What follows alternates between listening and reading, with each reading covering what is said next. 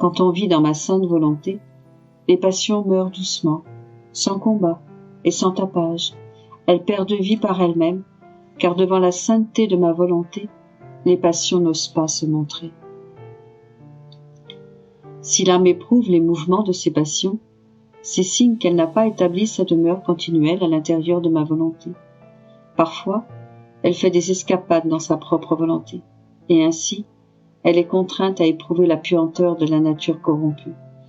Au contraire, si elle reste fixée dans ma volonté, elle est débarrassée de tout, et sa seule préoccupation est de m'aimer, et d'être aimée par moi. 23 décembre 1921. C'est seulement en vivant dans la divine volonté que l'âme donne à celle-ci la possibilité d'agir librement en elle. Je me sentais complètement immergée dans la divine volonté.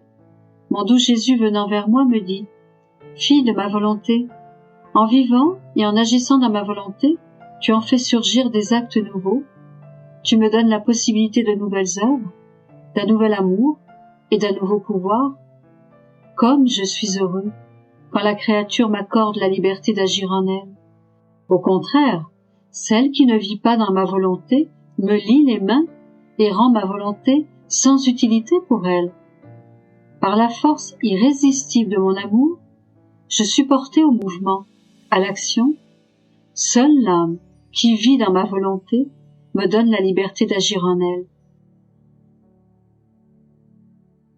J'aime tant la personne qui vit dans ma volonté qu'avec beaucoup de dignité et de décorum, j'entoure chacun de ses actes d'une multitude de grâces, car je désire pour elle l'honneur et la gloire associés à ma façon divine d'agir. Par conséquent, fais attention et pense juste, car si tout ce que tu accomplis est en dehors de ma volonté, tu n'auras fait rien d'utile pour ton Jésus.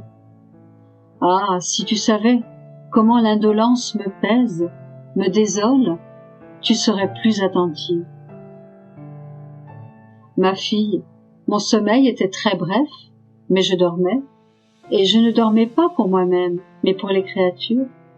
Étant la tête du corps mystique, je représentais toute la famille humaine, et j'étendais mon humanité sur tous, pour leur donner le repos.